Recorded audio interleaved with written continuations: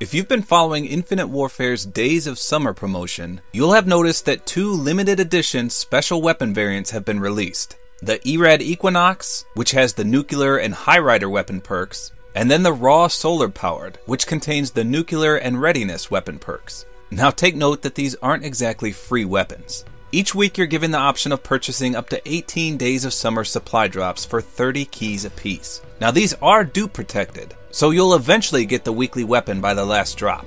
The Days of Summer promotion has also been giving at least one of these supply drops for free each week, so you may not even have to spend any keys at all if Lady Luck is on your side. Now if you're subbed to my channel, you'll know that Activision recently flew me out to the Infinity Ward studio to capture DLC gameplay early. While I was there, the community manager mentioned that all the weapons would be at our disposal, including all the Days of Summer promotional ones. Much to my surprise, she said she didn't care if we leaked these or not. Again, surprisingly, no other YouTuber bothered to scope these out, let alone play with them. Except for me, of course. After I uploaded some of my early footage, I saw some people post on Reddit a screenshot of me using the Volk Retro, which just so happened to have that Days of Summer blue camo. It should be of no surprise by now that this is definitely going to be one of the weekly weapons in the special supply drops. The question is, which week? The last thing you'll want to do is blow your load a week early and then not have any keys to spend it the week it actually does come out. So there's 5 weeks total for this promotion. And so far, as mentioned, we've had 2 of these limited edition weapons released.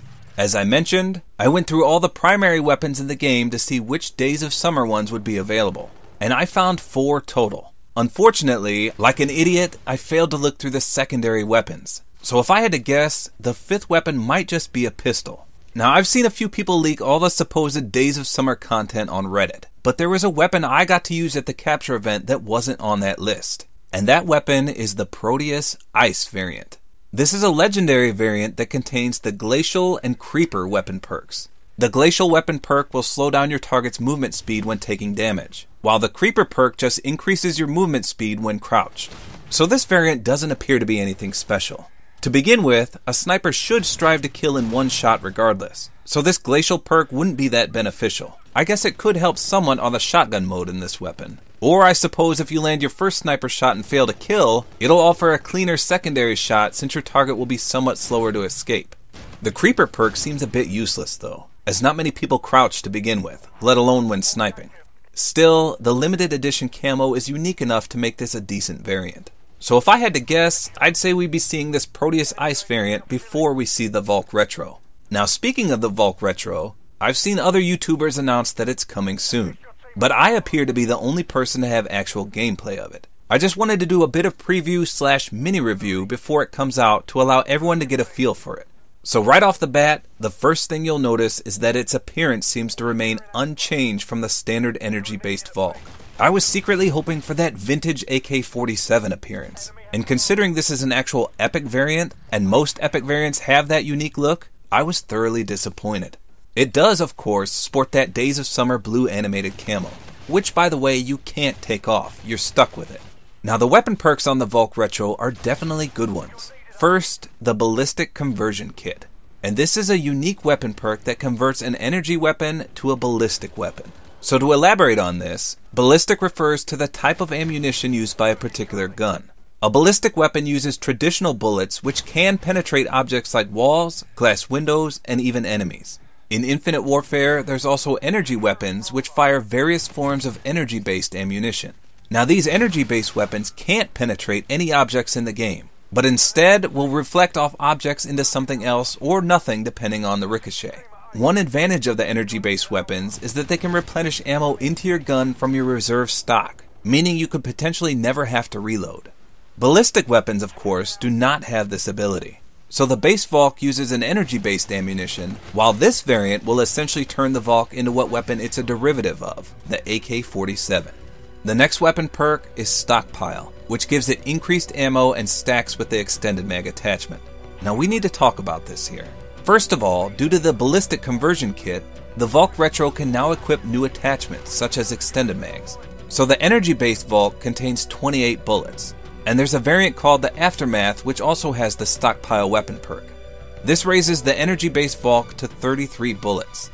Now the Volk Retro with extended mags has 42 bullets. To me, this doesn't make sense, and I believe this was glitched when I played the game early. Let me explain why though. Extended mags is supposed to increase your magazine by around 50%. If the Volk Retro starts with 28 bullets, a 50% increase would bring it up to 42, which is what it was in all the gameplay I have. However, the Stockpile perk is also supposed to increase your ammo, and with most guns, it seems to go up by 5 or 6 bullets. So shouldn't the Volk Retro have around 47 or 48 bullets? Now I know extended mags doesn't always grant a 50% increase, but the lowest I can find is 42% on some shotguns. Even then, a 42% increase in ammo to the Volk Retro would put it at around 40 bullets, and that Stockpile perk should add more than 2 bullets. I don't know to be sure, but something seems a bit glitched here, and I think it should definitely have more bullets than 42. Unfortunately, I only used extended mags in all my gameplay, so I'm not entirely sure what the starting ammo is without extended mags. It makes sense that it would be 28, which again is the same as the energy-based Volk. Now damage-wise, the stats appear to be identical. Based on my testing on bots, the damage profile looks to remain at 34-30, which means this will be a 3 to 4 shot kill in core game modes and will always be a 1 shot kill in hardcore mode. I know some of you with keen eyes spotted me drop someone in 2 shots at medium range in my early gameplay footage, but I have to believe that that guy was already damaged. I found a bot that was going to camp his dick off and I shot him as slow as I could. Even at close range, it took 3 bullets. Now reload speed, ADS time, and a fire rate of 483 all appear to be the same as the energy-based Volk. The one major difference is the recoil. The recoil pattern on the Volk Retro is drastically different from the energy-based one. In fact, the energy-based Volk received quite a few buffs to its erratic recoil, and I don't think any of these were applied to the Ballistic Volk Retro. I'd say the energy Volk has moderate recoil, whereas I'd classify the Volk Retro as very severe. Now granted, most of it is visual, but the weeble wobble side to side and vertical recoil is a pain in the ass to control. In a side-by-side comparison, you can definitely notice the difference between the two. With that said, it's best to stick to close to medium range combat. Even tap firing at long ranges proved to be difficult. So overall, you have to weigh the positives and the negatives for this weapon. One major positive is that it can now equip extended mags, giving you a lot more ammo to start with and thus the potential to eliminate many more enemies without reloading. A lesser positive would be the ability to penetrate objects and even enemies. The fact that it has a great 3-shot kill range and never exceeds a 4-shot kill range also makes it excel. The major negative is the insane recoil it now possesses as a ballistic variant.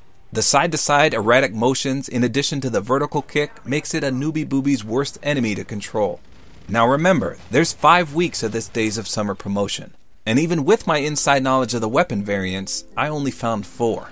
That means there potentially could be a pistol Days of Summer variant lurking in there, or something else entirely that I simply missed.